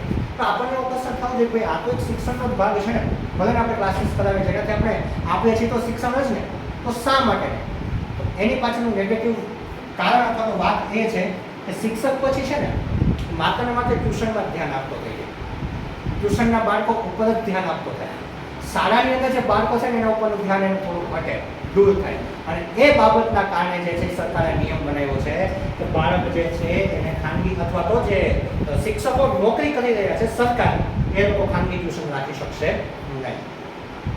અને એક ભલામણ એ પણ છે કે જ્યારે આપણા બાળકોને આપણે ખાનગી ટ્યુશનની અંદર, ખાનગી શાળાઓની અંદર, ખાનગી શિક્ષણની અંદર ખાનગી શિક્ષકો પાસે મોકલીએ છીએ ત્યારે એ શિક્ષકની ગુણવત્તા ચકાસવી આપણી પણ ફરજ છે વાલી તરીકે. આપણે શું કહેતા હોઈએ છીએ ખાનગી કોઈ પણ જગ્યાએ ક્લાસીસમાં બાળકોને મોકલતા હોય તો આપણે એવું વિચાર કે 2 કલાક ખર્ચવાય અને વાંચવાના નથી ને કંઈક શીખીને આવવું જોઈએ. એ જે શિક્ષક છે એની ગુણવત્તા શું છે આપણને ખબર હોવી જોઈએ. એ શિક્ષકનું એજ્યુકેશન લેવલ શું છે આપણને ખબર હોવી જોઈએ. એ શિક્ષક કોઈ એક્ઝામ પાસ કરેલી છે કે નહીં, જે શિક્ષણની અંદર ફરજિયાત છે કે બીએડ પીટીસી જેવા વિષયમાંથી એ પાસ થયેલો છે કે નહીં, આ તમામ બાબત આપણી જાણકારીમાં હોવી જોઈએ. અને એવા શિક્ષક પાસે જો આપણે આપણા બાળકોને અથવા તો કોઈ પણ બાળકને જે છે મૂકવામાં આવે તો શિક્ષણનો સાચો અર્થ એ બાળક સમજી શકે અને આગળ વધી શકે. ઠીક છે, તો આ જે છે આરટીઈ અંતર્ગત જે નીતિ નિયમો સરકાર દ્વારા બનાવવામાં આવે છે એની વાત કરવામાં આવી છે. હવે જે એક નજર છે આપણે શિક્ષક અને વિદ્યાર્થીના રેશિયોની એના ઉપર થોડી કરીએ, કારણ કે આપણા માટે એટલા માટે જરૂરી છે કે જ્યારે શાળાની અંદર આ પ્રકારનો રેશિયો જળવાય નહીં ત્યારે આપણે એક સામાન્ય રીતે એક શબ્દ બોલતા હોય છે ઓપી, એટલે કે ઓવર સેટઅપ. તમે અત્યારે જે કોઈ શિક્ષક તરીકે નોકરી કરતા હોય ને એના મોઢે વારંવાર આ શબ્દ સાંભળશો કે આપણે તો ઓપીમાં આવીએ છીએ. ઓપીનો મતલબ થાય ઓવર સેટઅપ. ઓવર સેટઅપ એટલે શું? તો કે ભાઈ 8 શિક્ષકોની ઓલરેડી શાળાની અંદર જરૂરિયાત છે, એની સામે 10 શિક્ષકો ત્યાં છે, તો આ 2 શિક્ષક છે ને ફાજલ શિક્ષક કહેવાય. વિદ્યાર્થી જ નથી તો આ 2 શિક્ષકનું કામ જ ત્યાં નથી, એટલે કે એને એ પ્રમાણમાં ત્યાં વિદ્યાર્થીઓ જ નથી તો આ 2 શિક્ષકથી વધારાના થયા, તો એને ઓવર સેટઅપમાં ગણ્યા એવું કહી શકાય. અને આ જે શિક્ષકો છે એને પછી બદલી કરવાની થાય આજુબાજુની, એટલે કે પેટા શાળાની અંદર પેસેન્ટર શાળા હોય તો એ પેસેન્ટર શાળાની નીચે જે કોઈ શાળાઓ આવતું હોય પેટા શાળા એની અંદર જો જગ્યાઓ હોય તો ત્યાં ટ્રાન્સફર કરવાનું થાય, અથવા તો એ જે શિક્ષક જે તાલુકાની અંદર નોકરી કરી રહ્યો છે એ તાલુકાની અંદર કોઈ અન્ય જગ્યાએ જે છે એ જગ્યા હોય તો ત્યાં એને જે છે ટ્રાન્સફર આપવામાં આવતું હોય છે. તો હવે જે છે આપણે નજર ફેરવીએ કે કયા ધોરણની અંદર કેટલાથી કેટલા વિદ્યાર્થી હોય તો કેટલા શિક્ષક જે છે આની અંદર મળવાપાત્ર છે. કે મે બી પોસિબલ કે કદાચ એકાદો પ્રશ્ન આમાંથી જે છે સરકારને મજા આવે તો પૂછી શકે, કારણ કે એ આપણા માટે મહત્વનો છે એટલા. તો અહીંયા હું વાત કરું છું ધોરણ 1 થી 5 ની, અને અહીંયા જે છે ધોરણ 6 થી 8 ની આપણે ચર્ચા કરીશું. ધોરણ 1 થી 5 ની અંદર 60 વિદ્યાર્થી સુધી 2 શિક્ષક મળવાપાત્ર છે. 61 થી લઈ અને 90 સુધી જે છે 3 શિક્ષક મળવાપાત્ર છે. 91 થી લઈ 120 સુધી 4 શિક્ષક મળવાપાત્ર છે. 120 થી 200 સુધી 5 શિક્ષક, અને 150 થી વધુ થાય સંખ્યા તો 5 શિક્ષક વત્તા 1 મુખ્ય શિક્ષક, એટલે કે પ્રિન્સિપાલની પોસ્ટ અહીંયા એક એક્સ્ટ્રા મળવાપાત્ર થશે. જ્યારે ધોરણ 6 થી 8 ની અંદર વાત કરીએ તો વર્ગ દીઠ 1 શિક્ષક, વર્ગ દીઠ 1 શિક્ષક હોવો જોઈએ, પ્લસ ગણિત વિજ્ઞાન, એક ભાષા અને સામાજિક વિજ્ઞાન, આ ત્રણના એક શિક્ષક કમ્પલસરી આની અંદર હોવા જ જોઈએ. કારણ કે મેઇન વિષય જ છે ગણિત વિજ્ઞાન, સામાજિક વિજ્ઞાન અને ભાષા. જો એનો શિક્ષક નહીં હોય તો બાળક શીખશે ક્યાંથી? એ એક વર્ગ દીઠ 1 શિક્ષક અને ભાષાના પણ એક શિક્ષક ફરજિયાત આની અંદર હોવા જોઈએ. એ સિવાય તો કે અહીંયા પ્રત્યેક 35 બાળકો દીઠ 1 શિક્ષક ફરજિયાત હોવો જોઈએ. એક ધોરણ હમણાં સમજીએ છીએ કઈ રીતના 1 થી 6 થી 8 ની અંદર 35 બાળકો હોય તો 35 બાળકો એક જે છે શિક્ષક મળવાપાત્ર છે. જો અહીંયા 100 વિદ્યાર્થી હોય એટલે કે 100 થી વધુ વિદ્યાર્થીઓ હોય તો 100 થી વધુ વિદ્યાર્થી માટે એક મુખ્ય શિક્ષક ની અહીંયા જે છે નિમણૂક થઈ શકે. હવે થોડુંક સમજીએ કે કોઈ એક શાળાની અંદર જે છે 60 વિદ્યાર્થીઓ ટોટલ છે 1 થી 5 ની અંદર, તો ત્યાં 2 શિક્ષક મળશે, બરાબર. એનો થઈને એવું થાય કે 30 વિદ્યાર્થીઓનો એક ક્લાસ થશે અને 2 ક્લાસ અંતર્ગત 2 શિક્ષક મળશે. માનો કે અહીંયા 59 ની સંખ્યા થઈ એટલે 1 શિક્ષક ગયા, 1 શિક્ષક ઓવર સેટઅપમાં ગણાય. સેમ વસ્તુ અહીંયા 61 થી 90 સુધી 3 મળે છે, 90 સુધી 3 મળે છે, પણ જો 60 હોય તો પાછા 2 જ મળે. હવે જો 61 થી 90 સુધી 3 શિક્ષક મળ્યા, પણ માનો કે કોઈ શાળાની અંદર જે સંખ્યા છે 91 ની થઈ, એક્ઝેક્ટ 91 થઈ, તો ભલે 91 ની થઈ પણ અહીંયા લખ્યું છે કે 91 થી 120 હોય તો 4 શિક્ષક હોવા જોઈએ, તો ફરજિયાત અહીંયા છે 4 શિક્ષક મળશે. પણ જો પાછા 90 થયા તો અહીંયા જે ચોથો છેલ્લે આવેલો જે શિક્ષક છે એ ઓવર સેટઅપમાં છે. સિનિયોરિટીની અંદર જે છેલ્લે આવ્યો શાળાની અંદર જે છેલ્લે પ્રવેશ કર્યો એ શિક્ષક જે છે એને એ ઓવર સેટઅપની અંદર છે. સેમ વસ્તુ અહીંયા એમ જ છે કે 120 થી 200 હોય ત્યારે 5 જે છે શિક્ષકો મળે. 120 થી 1 ઓછો થાય 119 થાય તો 5 માંથી 1 જાય એટલે કે 4 શિક્ષક હોય. અને જો 150 થી વધારે શાળાની જે અંદર જે વિદ્યાર્થીઓની સંખ્યા હોય તો 5 શિક્ષક અને 1 મુખ્ય શિક્ષક જે છે આની અંદર વધારાના મળે છે, જેને આપણે એચ ટાટ કહેતા હોઈએ છીએ. હેડ ટીચર મુખ્ય શિક્ષકની ક્લાસ 2 જેવી એક પોસ્ટ જે છે સરકાર દ્વારા ઊભી કરવામાં આવી છે કે આને શું કરવાનું કે એને માત્ર ને માત્ર શાળાના પ્રિન્સિપાલ તરીકેની ફરજ જે છે બજાવવાની છે. નો ડાઉટ કે એચ ટાટ આચાર્ય એ પણ એક વિષય ફરજિયાત શાળાની અંદર ભણાવવાનો હોય છે. એને પણ પોતાનું ક્લાસ મેન્ટેનન્સ કરવાનું હોય છે, એને પણ હાજરી પત્રક બનાવવાનું હોય છે. આ ફરજિયાત છે. પણ એ સિવાય માત્ર ને માત્ર એની કામગીરી શું રહેશે? મુખ્ય શિક્ષક તરીકેની. 6 થી 8 ની અંદર આપણે અહીંયા સુધીની ચર્ચા ઓલરેડી કરી ચૂક્યા છે કે વર્ગ દીઠ એક શિક્ષક તો જોશે. એ વર્ગમાં ભલે ગમે તે સંખ્યા હોય પણ ગમે તે નહીં. અહીંયા આપણે વાત કરી લીધી કે 35 નો એક ક્લાસ હોય ત્યારે એક શિક્ષક મળે. તો આ રીતના દરેક વિષયના એક શિક્ષક અહીંયા મળશે. અને જો 6 થી 8 ની અંદર 100 થી વધારેની સંખ્યા વિદ્યાર્થીની હોય તો એક મુખ્ય શિક્ષક અહીંયા મળવા પાત્ર થશે. હા, અહીંયા વસ્તુ એ છે કે 150 થી અહીંયા વધી જાય સંખ્યા તો ઓલરેડી એક મુખ્ય શિક્ષક છે. તો એવું ન હોય કે 1 થી 5 માટે અલગ મુખ્ય શિક્ષક ને 6 થી 8 માટે. ધોરણ 1 થી 8 માટે મુખ્ય શિક્ષક એટલે પ્રિન્સિપાલની પોસ્ટ તો એક જ છે. હવે અહીંયા જો 100 થી વધારે સંખ્યા 6 થી 8 માં થઈ જાય તોય તમને પ્રિન્સિપાલ મળવા પાત્ર છે. અને 150 થી વધારે 1 થી 5 માં થાય તોય મળવા પાત્ર છે. એટલે આપણે 100 સંખ્યા હોય તો તમને એક મુખ્ય શિક્ષક મળે. અને જો 100 ની સંખ્યા નથી, 99 સુધીની સંખ્યા છે તો કાંઈ નહીં. તો આજે 4 વધ્યા ને એ 4 માંથી કોઈ એક વ્યક્તિ છે પ્રિન્સિપાલનો ચાર્જ સંભાળતો હશે. એ શિક્ષક તરીકે પણ હશે અને પ્રિન્સિપાલના ચાર્જ તરીકે પણ હશે. પણ જો અહીંયા 100 ની સંખ્યા 6 થી 8 માં થઈ જાય અથવા તો 150 થી વધારે અહીંયા થઈ જાય તો કાયદેસરની એક શિક્ષક મુખ્ય શિક્ષક તરીકેની પોસ્ટ એ શાળાની અંદર મળે. તો આ એક રેશિયો છે શિક્ષક અને વિદ્યાર્થીનો જે આપણે યાદ રાખવાનો છે. કારણ કે જ્યારે આપણે શાળાની અંદર જશું એટલે કે શિક્ષક તરીકે ફરજ બજાવતા હોશું ત્યારે પણ મહત્વનું છે. અને આપણા ટેટ અને ટાટના પરીક્ષાના સંદર્ભમાં પણ આ મહત્વનું છે. કદાચ એવું બને કે આમાં જોડકા સ્વરૂપે આપણને પ્રશ્ન છે પૂછાઈ શકે. ઠીક છે. તો આ જે બાબત હતી એ આરટીઈ એટલે કે શિક્ષણનો અધિકાર રાઇટ ટુ એજ્યુકેશન એક્ટ 2009 અંતર્ગત જે રાજ્ય સરકારે નોમિનેશન કર્યા છે અથવા રાજ્ય સરકારે જે સૂચનાઓ આ એક્ટની અંદર આપેલી છે એની જે છે આપણે અહીંયા ચર્ચા પૂરી કરી. હવે જે છે તો એક આપણે બાકી રહે છે એ છે આરટીઆઈ એટલે કે રાઇટ ટુ ઇન્ફોર્મેશન, માહિતી મેળવવાનો અધિકાર.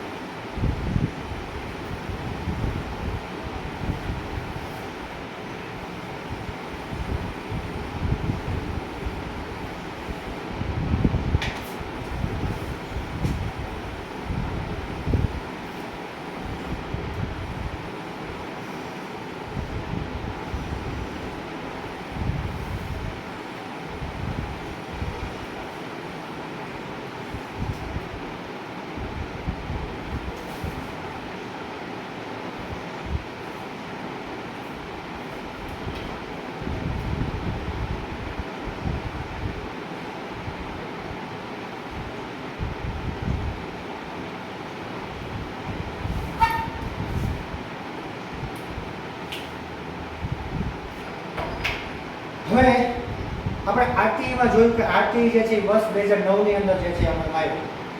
એક્ઝામ એવું પૂછે ને કે આરટીઆઈ ક્યારે અમલમાં આવ્યો તો યાદ આપીશું આરટીઆઈ જે છે વર્ષ 2005 માં અમલમાં આવ્યું.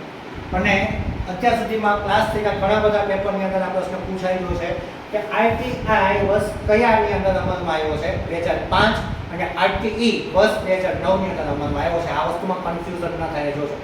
એક 2005 માં છે અને એક છે 2009 ની અંદર છે. હવે આ જે એક્ટ છે માહિતી મેળવવાનો અધિકાર એની અંદર શું બાબત આપવામાં આવે છે અથવા તો એ શા માટે લાવવામાં આવ્યો તો કે ભારત જે છે ને આપણે જાણીએ છીએ કે લોકશાહી દેશ છે. અને જ્યારે લોકશાહી દેશ હોય એટલે કે લોકો દ્વારા લોકો વડે લોકો થકી જે છે ચાલતું શાસન એને લોકશાહી કહેવાય. તો દરેક નાગરિકને દરેક પ્રકારની માહિતી મેળવવાનો અધિકાર હોવો જોઈએ. કોઈ પણ અધિકારી પાસે અથવા તો કોઈ પણ વિભાગ પાસે એણે કરેલી કામગીરી અંગેની માહિતી, એ કામગીરીનો ચિતાર જે છે એ કોઈ પણ વ્યક્તિ માહિતી માંગીને મેળવી શકતો હોવો જોઈએ. એ જ ઉદ્દેશ્યથી વર્ષ 2005ની અંદર જે છે એ માહિતી અધિકાર જે છે એ લાવવામાં આવ્યો. આનો જે ઉદ્દેશ્ય છે એ ઉદ્દેશ્ય માત્ર એટલો છે કે સરકારની અંદર જે કંઈ વહીવટો થઈ રહ્યા છે, એટલે કે સરકારની જે કામગીરી થઈ રહી છે પારદર્શક થાય, ભ્રષ્ટાચાર મુક્ત થાય. કારણ કે કોઈ વ્યક્તિ છે એને એવું લાગે કે આ કામની અંદર ભ્રષ્ટાચાર થયો છે, તો એ વ્યક્તિ આરટીઆઈ હેઠળ જે છે એ માહિતી માંગશે કે ભાઈ આમાં જે છે સરકારે કેટલા પૈસા આપ્યા હતા, એક અધિકારી તરીકે તમે એમાં કેટલા પૈસા વાપર્યા છે, કેટલા પૈસા બાકી રહ્યા છે, તો એના આધારે જે છે એ માહિતી માંગવામાં આવે તો ભ્રષ્ટાચાર જે છે એને રોકી શકાય. આ ઉપરાંત જે છે એ આરટીઈ જે છે એના અંતર્ગત એનો શાબ્દિક અર્થ જો પૂછે તો આપણે ચર્ચા કરી ચૂક્યા છે કે જાણકારી મેળવવાનો અધિકાર, એને જે છે આપણે આરટીઆઈ એટલે કે રાઇટ ટુ એજ્યુકેશન તરીકે ઓળખીએ છીએ. હવે આ જે રાઇટ ટુ એજ્યુકેશન છે એની અંદર જે બાબતો આપણે મુખ્યત્વે જોવાની છે એ રીતની છે કે આ કાયદો છે ને એ કુલ 6 પ્રકરણની અંદર વહેંચાયેલો છે.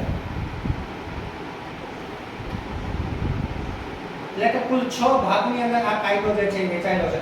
આપણે ભારતના બંધારણની વાત કરીએ તો ભારતનું બંધારણ જે છે એ 22 ભાગની અંદર વહેંચાયેલું છે. સેમ એની જ રીતના આ RTI right to information act જે છે એ કુલ 6 ભાગની અંદર વહેંચાયેલો છે. અને આની અંદર જે છે એ કયા કયા વિષય અંતર્ગત તમે જે છે અથવા તો કઈ કઈ બાબતોનો સમાવેશ કરવામાં આવ્યો છે, તો આની અંદર જે છે કેન્દ્રીય માહિતી કમિશન છે, રાજ્ય માહિતી કમિશન છે. એટલે કે તમે કેન્દ્ર સરકાર પાસે જો કોઈ માહિતી માંગો છો તો એ કેન્દ્રનો માહિતી વિભાગ જે છે તમને માહિતી આપશે. રાજ્ય સરકાર પાસેથી જ્યારે તમે માહિતી માંગો છો ત્યારે રાજ્યનું જે માહિતી વિભાગ છે, રાજ્યનું જે માહિતી કમિશન છે એ આની અંદર જે છે માહિતી આપશે. આની અંદર જે છે સત્તાઓ અને ફરજો, એટલે કે એક માહિતી અધિકારી તરીકે એની શું સત્તા છે, શું એની ફરજ છે, એ સિવાય તો કે માહિતી કઈ રીતે માંગવી એની બાબતો, કે માહિતી જે છે કેટલા સમયમાં આપવી એની બાબતો, જો એ માહિતી યોગ્ય સમયની અંદર યોગ્ય સમયગાળાની અંદર નથી આપવામાં આવતું તો એના માટે કેટલા દંડની જોગવાઈ છે, એ તમામ બાબત જે છે આ એક્ટની અંદર આ 6 પ્રકરણોની અંદર જે છે એ વિભાજિત કરવામાં આવી છે. આ માહિતી છે કઈ રીતે મેળવી શકાય?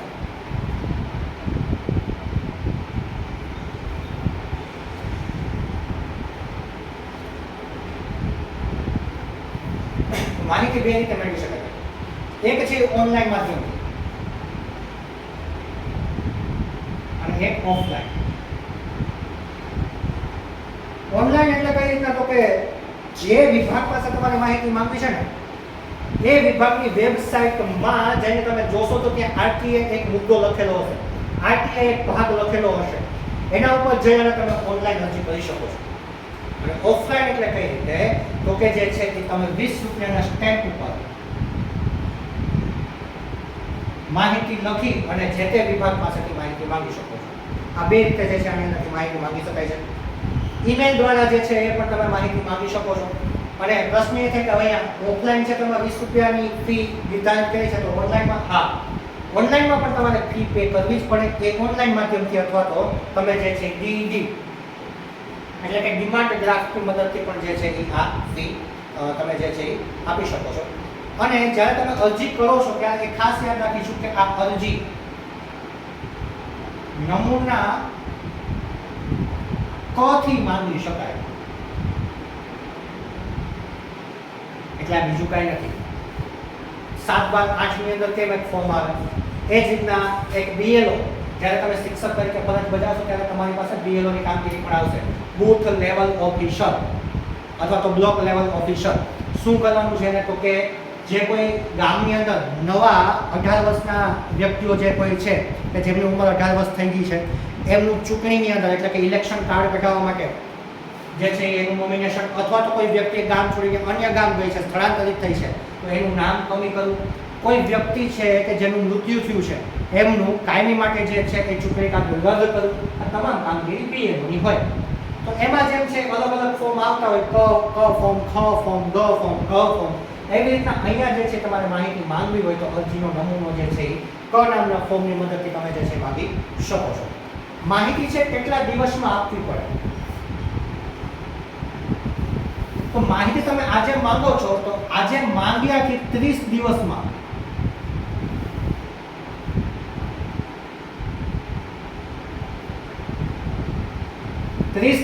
જે તે અધિકારીએ જે તે વ્યક્તિએ જે છે માહિતી આપવી ફરજિયાત છે. જો એ વ્યક્તિ જે છે એ 30 દિવસની અંદર માહિતી નથી આપતી તો એ પછીના 60 દિવસમાં તમારે જે છે એ આ જે વ્યક્તિ છે એના ઉપરી અધિકારી પાસે તમે જે છે માહિતી માંગી શકો છો. અહીંયા એક વસ્તુ એ યાદ રાખીશું કે સામાન્ય સંજોગોની અંદર જ્યારે માહિતી માંગવામાં આવે છે ત્યારે 30 દિવસ છે, પણ એક શબ્દ અહીંયા આવે છે ત્રાહિત પક્ષ. ત્રાહિત પક્ષ શબ્દ શું કહે છે? ત્રાહિત પક્ષ અંગ્રેજી શબ્દ આવો થાય થર્ડ પાર્ટી. થર્ડ પાર્ટી એટલે શું? તમે મને ઓળખો છો, હું તમને ઓળખું છું, પણ એક એવી વ્યક્તિ કે જે મને નથી ઓળખતી અને તમને નથી ઓળખતી એને ત્રાહિત પક્ષ કહેવાય, એને થર્ડ પાર્ટી કહેવાય. હવે થર્ડ પાર્ટીના કિસ્સાની અંદર જો માહિતી માંગવામાં આવી હોય તો એના માટે સમય 45 દિવસ નક્કી કર્યો છે.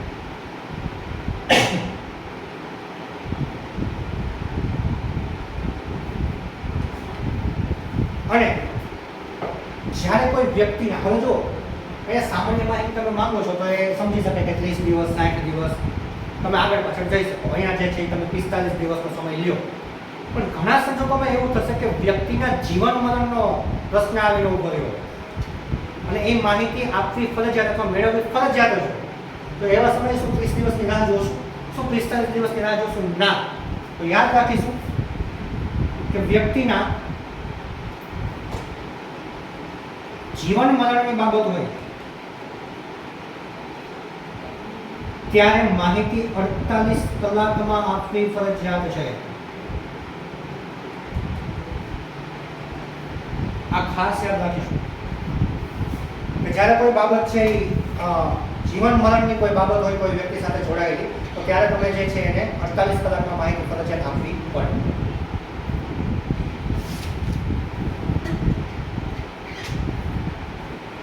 ત્યાર પછી જે છે આની અંદર ફી કેટલી ભરવાની થાય એના વિશે થોડી ચર્ચા કરી. ઓલરેડી એક ચર્ચા આપણે કરી ચૂક્યા છે કે 20 રૂપિયા જે છે એ ફી ભરવાની થાય.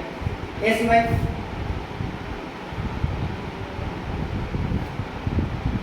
20 રૂપિયા જે છે એ તમે રોકડા, ડિમાન્ડ ડ્રાફ્ટ અથવા તો પે ઓર્ડરથી કે કોર્ટ ફીથી પણ તમે કરી શકો. કોર્ટ ફીથી ધેટ મીન્સ કે તમે સ્ટેમ્પ પેપર ઉપર 20 રૂપિયાના સ્ટેમ્પ ઉપર પણ માહિતી માંગી શકો. એ સિવાય જે છે એ આની અંદર તમે revenue stamp, postal order, non judicial stamp આ બધાનો ઉપયોગ કરીને પણ જે છે એ માહિતી માંગી શકો છો. પણ દરેક વ્યક્તિ અહીંયા ફી ભરવાની થતી નથી. એવા વ્યક્તિ કે જેઓ બિલો પોવર્ટી લેવલ એટલે કે બીપીએલ કાર્ડ ધારકો છે એ બીપીએલ કાર્ડ ધારકને ફીમાંથી મુક્તિ આપવામાં આવે છે. એમને ફી ભરવાની રહેતી નથી. એ બાબત આપણે ખાસ અહીંયા જોશું. બાકી જે છે હજી 20 રૂપિયાની અરજીથી આપણે જે છે માહિતી માંગી શકીએ છીએ. હવે માનો કે આપણે માહિતી માંગી અને જે તે અધિકારી જે છે આપણને માહિતી આપવા માટે તૈયાર છે તો એમાં પણ નીતિ નિયમો છે. કઈ રીતે? તો કે જ્યારે એ માહિતી આપશે ત્યારે એક પેજ દીઠ,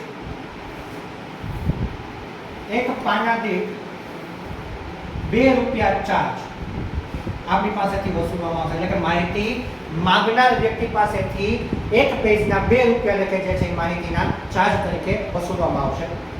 માનો કે તમારે આ માહિતી જે છે એ પ્રિન્ટમાં નથી જોઈતી, એટલે કે તમારે આ રીતના નથી જોઈતી, પણ જે દફતર છે, દફતર ધેટ મીન્સ કે જે જગ્યાએ માહિતી લખાયેલી છે એ માહિતી તમારે માત્ર ને માત્ર ત્યાં જઈને રીડ કરવી છે, ખાલી જોઈ લેવી છે. તો એના માટે નિયમ એ છે કે દફતર ચકાસણી. દફતર ચકાસણી એટલે શું? તો કે સ્કૂલમાં આવેલા બાળકનું બેગ ચેક નથી કરવાનું હોય, પણ જે માહિતી જે જગ્યાએ જે ડોક્યુમેન્ટની અંદર જે ચોપડાઓની અંદર લખેલ છે ચોપડાનું ખાલી નિરીક્ષણ કરવું છે તો એના માટે પ્રથમ અડધો કલાક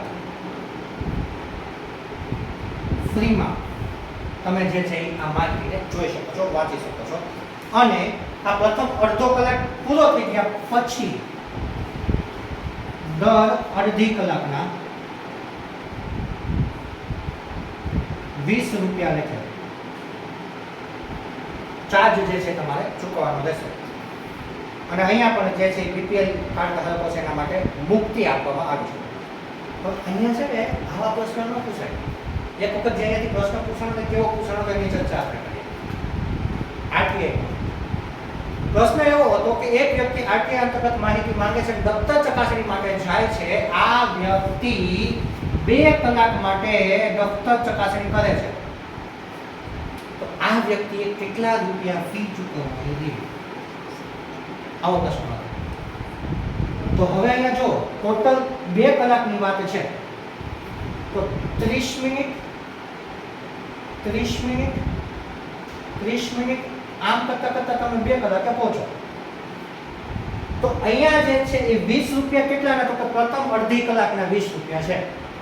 સોરી, પ્રથમ અડધી કલાક જે છે એ માહિતી ફ્રી આપવામાં આવે છે. જો આ પ્રથમ અડધી કલાક તો ગઈ, આ જે છે 1 કલાક થઈ અને આ એક બીજી 1 કલાક, ટોટલ 2 કલાક થઈ. 30 અને 30 60 મિનિટ ને 1 કલાક. તો હવે તમારે ફી આ 30 અને 30 એટલે 1.5 કલાકની જ આપવાની થાય. એટલે કે 20 રૂપિયા આના, 20 રૂપિયા આના અને 20 રૂપિયા આના, એટલે તમારે 60 રૂપિયા ફી ચૂકવવાની થાય. અહીંયા પહેલો જ ઓપ્શન આપેલો હોય 80. કારણ કે આપણા 30 કલાક જે છે એને પણ આની અંદર કન્સિડર કરી હોય. પણ સોરી 30 મિનિટ પણ અહીંયા જે પ્રથમ અડધો કલાક છે માહિતીની અંદર દફતર ચકાસણી મફત છે. એટલે એ જે કલાક છે એને બાદ કરી અને બાકીની જે સમય છે એની અંદર આપણે ફી છે એ ભરવાની રહેશે. અહીંયાથી એક વખત જ્યારે પ્રશ્ન પૂછાણો આ રીતનો પૂછાણો હતો એ આપણે જે છે ધ્યાનમાં રાખીશું. હવે જે છે માહિતી કઈ રીતના મળી શકે? તો એ માહિતી જે છે લેખિત માધ્યમથી પણ મળી શકે, એટલે લેખિત આપે. એ સિવાય ઇલેક્ટ્રોનિક માધ્યમથી, એટલે તો કે સીડી અથવા ડીવીડી અથવા તો પેન ડ્રાઈવની અંદર પણ જે છે એ માહિતી અધિકારી જે છે આપણને આપી શકે છે. એ સિવાય જે છે સ્થાનિક ભાષામાં અને સરળ રીતે આપણે સમજાઈ શકે એ રીતના માહિતી આપવાની હોય છે. અને જ્યારે કોઈ સંસ્થાને લગતી માહિતી હોય ત્યારે એ સંસ્થાના નીતિ નિયમ મુજબ જે માહિતી એવી છે કે આપી જ શકાય છે એ જ આપવામાં આવશે. એ સંસ્થાની અંગત બાબતો જે છે આપણી સાથે શેર કરવામાં નહીં આવે, એ બાબત આપણને માહિતી અંતર્ગત આપવામાં આવશે નહીં. આગળ આપણે ઓલરેડી વાત કરી ચૂક્યા છે કે જો માહિતી નથી મળતી 30 દિવસની અંદર તો શું કરવામાં આવે? તો કે પ્રથમ અપીલ અધિકારીને જે છે એ રજૂઆત કરવામાં આવે છે. અને પ્રથમ અધિકારીથી પણ જો 60 દિવસમાં આ માહિતી નથી મળતી તો એ પછીના 90 દિવસમાં બીજા જે છે એ અપીલ અધિકારી, અને બીજા અપીલ અધિકારી એટલે બીજું કોઈ નહીં પણ ગુજરાત રાજ્યના માહિતી કમિશનર એ પ્રથમ અધિકારી થાય. એને સીધી તમે આ માહિતી માંગી શકો છો. અને જો આ માહિતી જે છે નથી આપવામાં આવતી તો એક દિવસ મુજબના જે છે એને ચાર્જ એટલે કે દંડ પેટે તમને ચૂકવવાના થાય. એટલે કે કોઈ અધિકારી જે છે 30 દિવસમાં માહિતી નથી આપતો તો 31મા દિવસથી દંડ લાગવાનો ચાલુ થાય. અને દંડ જે રકમ છે કોને? તો કે જે વ્યક્તિએ અરજી કરી છે ને એ વ્યક્તિને આ દંડ ચૂકવવો પડે, સરકારને નહીં. કારણ કે માહિતી વ્યક્તિને જોઈએ છે, એને સમય મુજબ માહિતી નથી મળી, એ વ્યક્તિને માહિતીની જરૂર છે, નથી આપ્યા તો જે દંડ થશે એ વ્યક્તિને મળશે. આ પૈસા જે છે વ્યક્તિને, બરાબર છે? તો આ વસ્તુ યાદ રાખજો. જ્યારે પણ તમે સરકારી અધિકારી તરીકે જાઓ છો ત્યારે તમારી ફરજ એ એક માહિતી અધિકારી તરીકેની પણ રહેશે. જ્યારે તમે આચાર્ય તરીકેની ફરજ બજાવવાના હો તો એ આચાર્ય તરીકેની તમારી ફરજની અંદર તમારે ઘણા બધા ડોક્યુમેન્ટેશન કરવાના થશે, ઘણા બધા જે છે એ તમારે હિસાબો સાચવવાના થશે. કે મે બી પોસિબલ કે કોઈ હિસાબની અંદર કોઈ વ્યક્તિને ગડબડ લાગે ગ્રામ પંચાયતની અંદર, અથવા તો જે છે એસએમસી સ્કૂલ મેનેજમેન્ટ કમિટીના કોઈ વ્યક્તિને એવું લાગે કે આની અંદર કોઈ પ્રોબ્લેમ છે તો એ વ્યક્તિ તમારી પાસે આ માહિતી અધિકાર અંતર્ગત માહિતી માંગી શકે છે. અને એ માહિતી તમારે ફરજિયાત 30 દિવસમાં આપવી પડે. જો તમે 30 દિવસમાં નથી આપતા તો 31મા દિવસથી તમારા ઉપર દંડ લાગે, અને જ્યાં સુધી નથી આપતા ત્યાં સુધી દંડ લાગે. પણ આની અંદર પણ નોમિનેશન કરેલું છે કે મહત્તમ જે છે 10,000 રૂપિયા સુધીનું જે છે આની અંદર તમને દંડ લાગી શકે. એટલે કે દિવસો જતા જાય તમે આપો જ નહીં તો એવું ન થાય કે 2-5 લાખ રૂપિયા સુધીનો દંડ પહોંચી જાય. એટલે આપણો વાર્ષિક પગાર ન થતો હોય. તો મહત્તમ જે છે એ અહીંયા 10,000 સુધીની વાત જે ચર્ચા છે કરવામાં આવી છે. 10,000 સુધીનો મહત્તમ તમે જે છે એને દંડ લગાડી શકો છો. તો આ જે છે રાઇટ ટુ ઇન્ફોર્મેશન એટલે કે માહિતી અધિકાર વિશેની બાબત છે કે જે આપણે કોઈ પણ પ્રકારની માહિતી છે એ સરકાર પાસેથી માંગી શકીએ છીએ. પણ જે અગાઉના લેક્ચરમાં આપણે થોડી ચર્ચા કરી હતી આના અંતર્ગત કે અહીંયા તમે વડાપ્રધાન કાર્યાલયમાંથી પણ કોઈ પણ બાબત છે એ માંગી શકો છો, મુખ્યમંત્રી કાર્યાલયમાંથી એટલે કે પીએમઓ અને સીએમઓ ઓફિસમાંથી પણ કોઈ પણ પ્રકારની માહિતી માંગી શકો છો. સરકારના કોઈ પણ મંત્રી પાસેથી તમે એના કોઈ પણ કામની માહિતી માંગી શકો છો. એ સિવાય સરકારના કોઈ પણ વિભાગમાંથી તમે માહિતી મંગાવી શકો છો, ચાહે આરોગ્ય વિભાગ હોય કે ચાહે શિક્ષણ વિભાગ હોય કે કોઈ પણ વિભાગ હોય. પણ જ્યારે કોઈ વ્યક્તિની અંગત બાબત આની અંદર હોય, અંગત બાબત અંગે એ વ્યક્તિ એમ કે હવે તમે કાલ ઉઠીને જે છે અમિતાભ બચ્ચનને જઈને એમ કહો કે તમારા લગ્ન વિશે માહિતી આપો, તો એ માહિતી ન આપે, કારણ કે પોતાની અંગત માહિતી છે, પર્સનલ માહિતી છે. આ જસ્ટ એક એક્ઝામ્પલ આપું છું. તો આવી કોઈ પણ બાબતની માહિતી જે છે એ માંગી શકાતી નથી, અને માંગે કોઈ વ્યક્તિ તો આપી શકાતી નથી.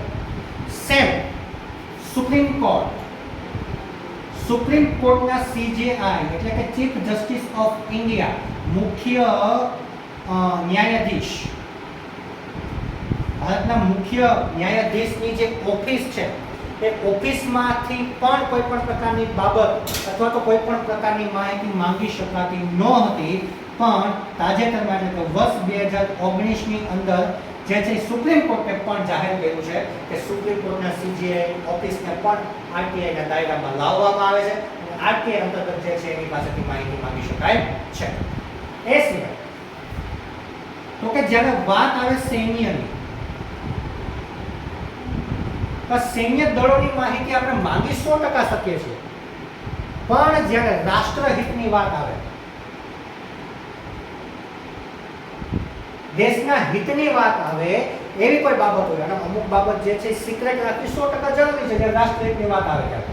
પણ તમે જઈને એમ કહો કે ભાઈ મારે જે છે મિગ નામનું જે હેલિકોપ્ટર છે એના વિશે તમામ માહિતી જોઈએ છે, હા એટલું કહી શકે કે ક્યાંથી લીધું છે, કઈ કંપની પાસેથી, કયા દેશ પાસેથી ખરીદ્યું છે, કેટલા કરોડ રૂપિયામાં આનું જે છે રોકાણ કર્યું છે, આવી માહિતી આપી શકે. અને એનું ઓપરેશન કેમ થાય છે ને તમને ના કહે, કારણ કે આપણે હેલિકોપ્ટર ઉડાડવા નથી જવાનું, જેને ઉડાડવાનું છે એને ખબર છે આ હેલિકોપ્ટર કેમ ચાલે છે, કારણ કે અહીંયા વાત છે રાષ્ટ્રહિતની. આ માહિતી જો આપવામાં આવે, કોઈ વ્યક્તિ છે દુશ્મન દેશને જે છે શેર કરે, જેના કારણે ભારત દેશ ઉપર આપત્તિ આવી શકે, તો આવી જે ખાનગી બાબતો છે એ RTI અંતર્ગત માંગી શકાતી પણ નથી.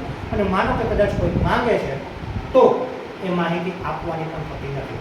એક ઘટના છે જમ્મુ કાશ્મીરની અંદર, જ્યારે 370 લાગુ હતી તે સમયે વારંવાર જે છે એ યુદ્ધ થયા, અથવા તો જે છે એ જમ્મુ કાશ્મીરમાં 370 રદ કરવા માટેના જે કાંઈ બાબતો સાથે જોડાયેલી વાત છે.